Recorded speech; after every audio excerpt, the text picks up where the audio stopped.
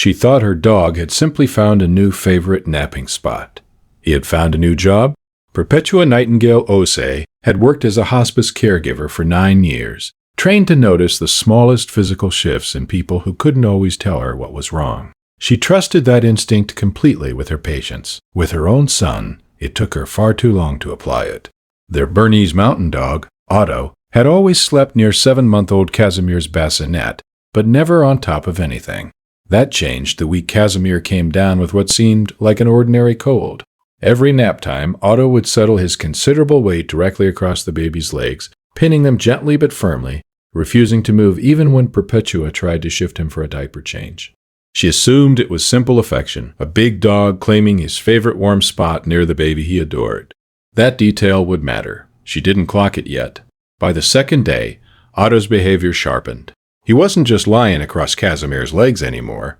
He was pressing his ear against the baby's shin, holding perfectly still, occasionally letting out a low whine that didn't match his usual sleepy contentment at all. Her husband, Thaddeus, noticed it that evening and said what had been sitting quietly at the edge of both their minds. He's not comfortable like that. Look at his face. He's watching something. Perpetua, 9 years of hospice work behind her, still found herself dismissing it in the moment. Dogs got attached to routines, she told herself, and Casimir's slight cold didn't seem serious enough to explain a dog suddenly monitoring him like a patient. Wednesday afternoon, Casimir's cold seemed to have improved by every visible measure. Cheerful, eating well, playing normally. Otto, though, intensified rather than relaxed, lying across his legs for longer stretches, whine rising each time Perpetua tried to lift him for playtime. That evening, during what should have been an ordinary nap, Otto's whine turned into something more urgent. A full-body tension Perpetua had never seen in him. She finally did what her hospice training should have told her to do from the first day. She checked Casimir's temperature properly instead of trusting his cheerful mood. It read 103.6. The pediatrician on call, Dr. Ifioma Castellanos-Bright, explained that some children run a genuinely dangerous fever while appearing deceptively alert and playful right up until the moment they don't, and that undetected high fevers in infants carry a real risk of febrile seizure, one that often arrives with almost no warning to a parent relying on mood alone. The fact that you checked properly tonight before it climbed further likely kept this from becoming a much more frightening night, Dr. Castellanos-Bright said. Perpetua sat with that sentence in the pediatric office for a long time. Otto lying across Casimir's legs, day after day.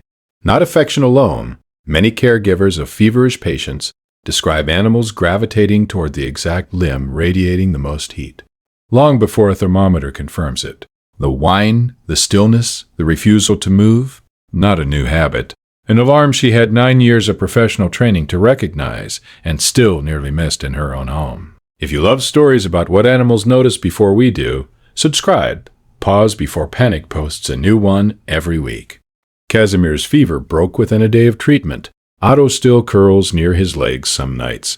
Softer now, simply comfortable rather than watchful. Has your dog ever noticed something about your child's health before you did? Tell us in the comments below. These stories deserve to be heard. Perpetua checks temperatures properly now, every single time, without waiting for a mood to tell her something different. Otto still gets there first most nights, just in case. If this story mattered to you, subscribe so you never miss the next one. Next week's story is about a dog who refused to let a toddler drink from a cup left out overnight.